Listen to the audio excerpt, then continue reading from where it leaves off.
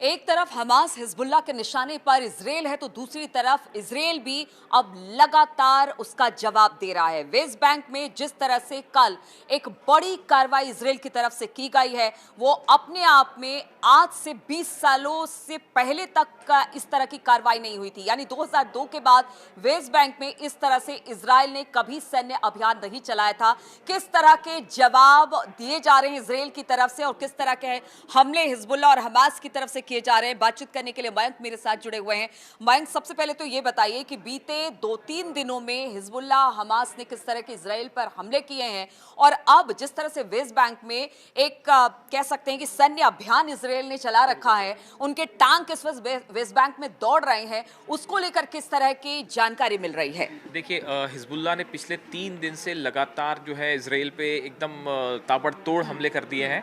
और मैं आपको बताऊं कि ये इजराइल का जो इलाका है गैलीली और गिल्लोट, ये 2 इलाके हैं जो कि लेबनान बॉर्डर से जुड़े हुए हैं। इसमें लगातार रॉकेट्स गिर रहे हैं और 3 दिन में करीब 700 रॉकेट्स और 50 सुसाइड ड्रोन्स इस पूरे इलाके में फायर हो चुके हैं। अब आप सोचिए कि 3 दिनों के अंदर करीब 700 रॉकेट्स हैं जो ये इन इजराइल के इलाके जो हैं इन पे फायर किए गए हैं। और ऐसा बताया जा रहा है कि बहुत बड़ी संख्या में इजरायली जो हैं वो इसमें घायल भी हुए हैं। और सूत्रों के हिसाब से, पुख्ता जानकारी तो नहीं है, लेकिन सूत्रों के हिसाब से बताया जा रहा है कि करीब 5000 इजरायली, जिसमें सैनिक भी शामिल हैं और वहाँ की आम जनता भी शामिल है, वो इस हिजबुल्लाह के रॉकेट्स अटैक में घायल हुए। उत्तर और दक्षिण दोनों तरफ से इस वक्त जबरदस्त हमले इजराइल पर किए जा रहे हैं, लेकिन दूसरी तरफ इजराइल भी जवाब दे रहा है। इजराइल का जवाब किस तरह से है?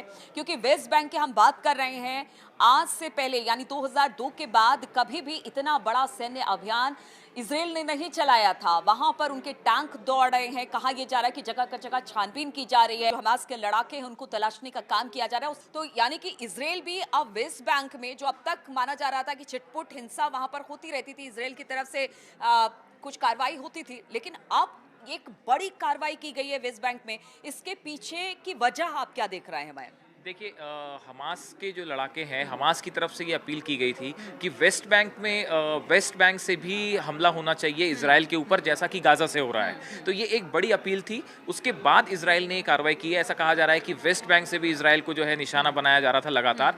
उसके बाद इजराइल ने कार्रवाई की है। इजराइल ने एक बड़ा ग्राउंड ऑपरेशन शुरू किया है। इसके साथ ही ड्रोन से और इनके इजराइल की ग्राउंड फोर्सेस जो हैं वो वेस्ट बैंक में आगे बढ़ी हैं और वहाँ पर बड़ी कार्रवाई हो रही है। और फिलिस्तीन की तरफ से कहा गया है कि करीब 10 लड़ाके जो हैं फिलिस्तीन के, वो इजराइल के हमले में मारे गए हैं। देखिए, 2 शहर हैं, एक तो जेनिन है और दूसरा है तुल्कारिम।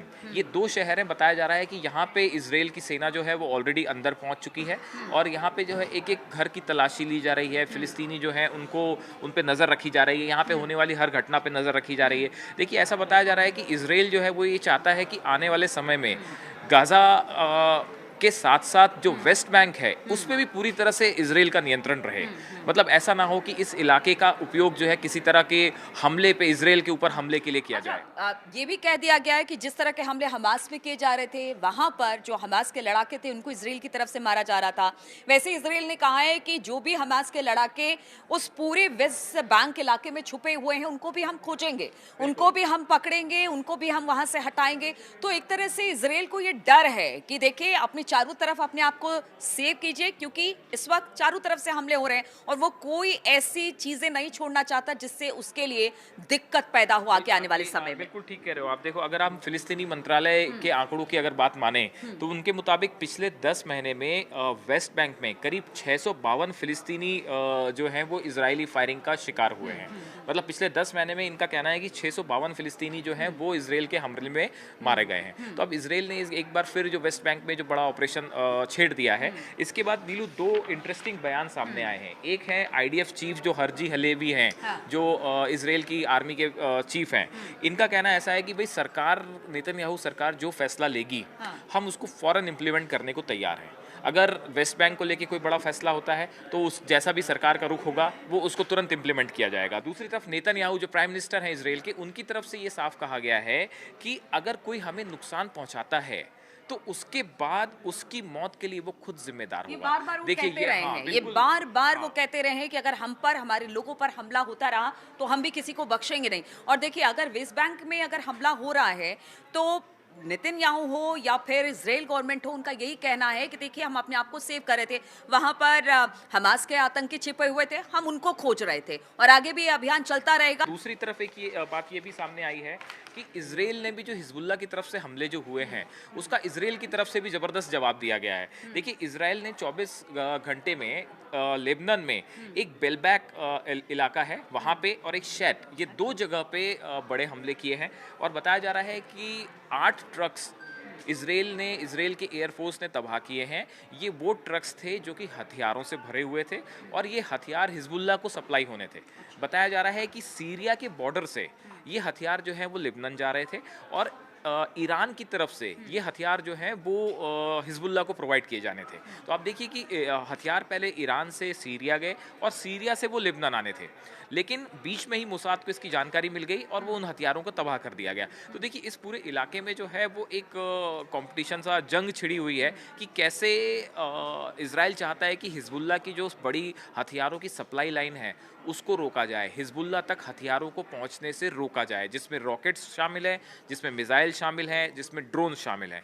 इन तीनों को जो सप्लाई चेन है उसको आईडीएफ और इजराइल की फोर्सेस उसको ख़त्म करना चाह रही हैं और इसी के चलते ये बड़ा ऑपरेशन हुआ था। तो अब देखिए एक तरफ वेस्ट बैंक में ऑपरेशन कर रहा है इजराइल, दूसरी तरफ गाजा में ऑपरेशन चल रहा है, तीसरी तरफ लेबनान में जो हथियार सप्लाई हो रहे हैं हिजबुल्लाह, इसको आईडीएफ जो है अपना निशाना बना रहा है और दूसरी तरफ एक तरफ हिजबुल्लाह से अटैक है जो कि कोशिश कर रहे हैं कि इजराइल की जो एयरफोर्स बेसिस हैं, बताया जा रहा है कि करीब 8 एयरफोर्स बेसिस को जो है वो हिजबुल्लाह की तरफ से निशाना बनाया गया है पिछले 3 दिनों के अंदर, 72 घंटे में।